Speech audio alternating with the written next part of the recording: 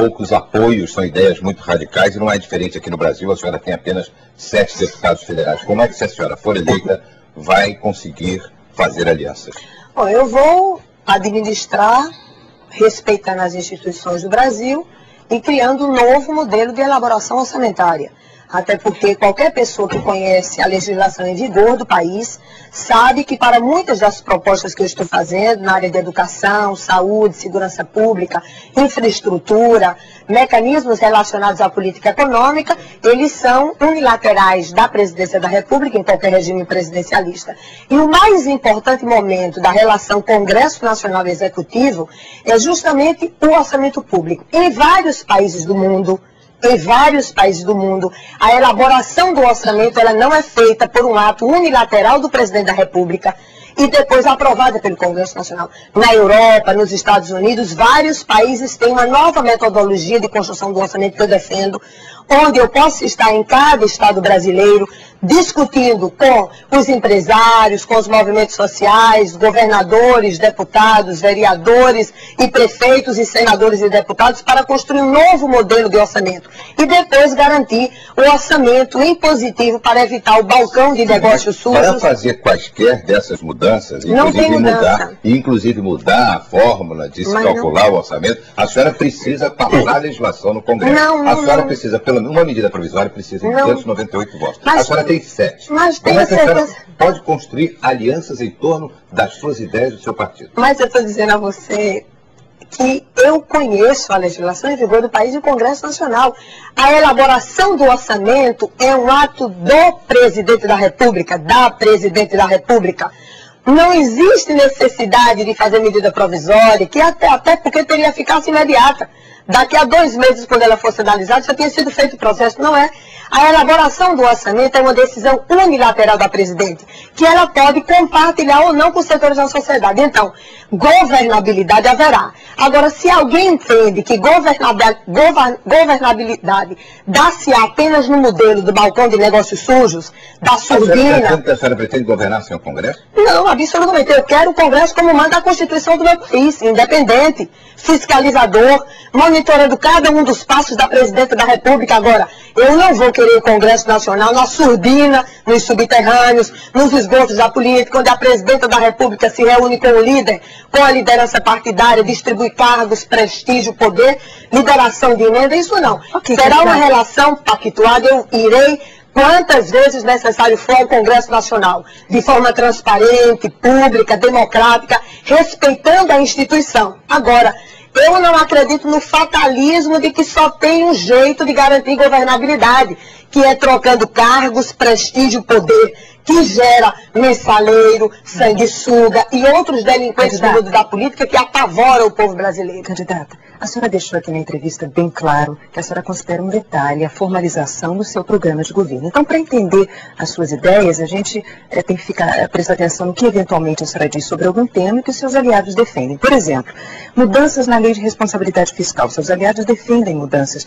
Isso não é um retrocesso? Por que ir contra uma lei que justamente impede que o mal gastador ganhe mais dinheiro do povo para gastar mal?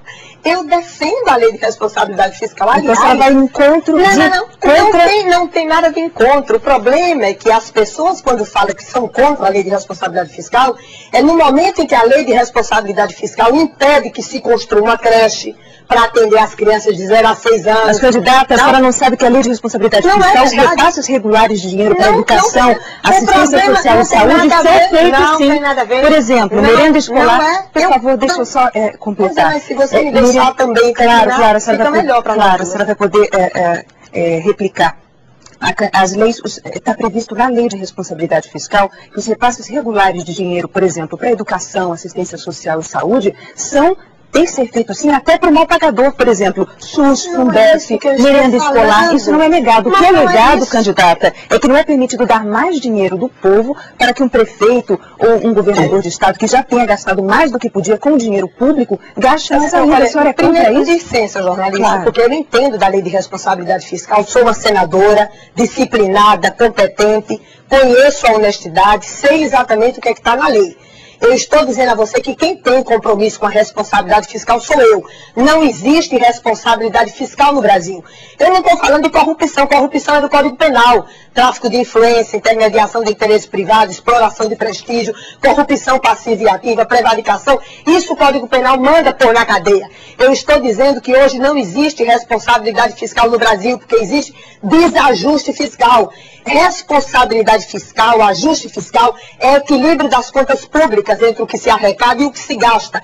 Um país que permite que 76% dos seus jovens passe o dia todo sem fazer nada, não estudam, não trabalham, não sabem o que é o esporte, lazer, cultura, porque o governo não gasta na educação, no esporte e na cultura, isso não é responsabilidade fiscal. Um país que cumpre do seu orçamento apenas 1,5% do que estava previsto na área de saneamento básico, que gera milhões de emprego e que impede que crianças de 0 a 6 anos sejam internadas no hospital, não é responsabilidade fiscal. Então, a responsabilidade fiscal, o ajuste fiscal, eu vou fazer. Porque quem promove o desajuste fiscal nas contas públicas do Brasil é a taxa de juros. Por isso que não se cumpre saúde, educação, segurança pública.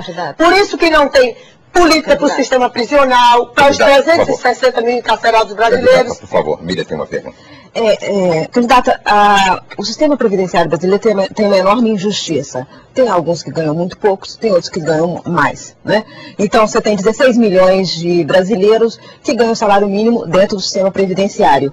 E quem ganha mais dentro do sistema são exatamente os funcionários públicos, que ganham às vezes 10, 20 vezes mais do que a massa dos trabalhadores que foram aposentados.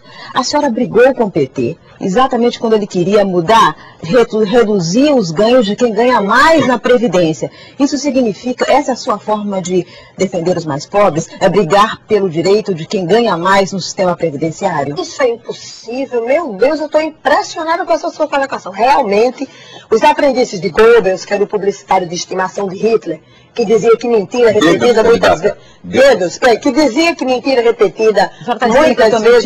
Não, eu estou dizendo que eles enganaram. Mentira, não. Eu conheço os números da Previdência. Mas eu conheço também. Eu conheço os números da Seguridade Social como manda a Constituição do meu país. Se alguém quiser alterar, separar saúde, assistência social e previdência pública, eu entendo.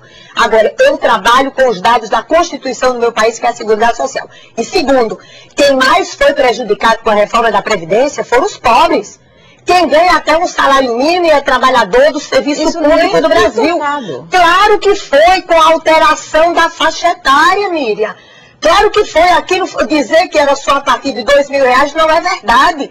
Quem foi obrigado a trabalhar mais 10 anos de serviço pelo fator previdenciário foram justamente os trabalhadores... O fator previdenciário do INSS. Mas é isso que eu estou falando, nós estamos falando sobre segurança. A reforma da Previdência do governo Lula foi apenas o serviço federal. Exato, mas repetiu o fator previdenciário, o mecanismo do fator previdenciário que foi aprovado pelo Fernando Henrique em relação ao setor privado.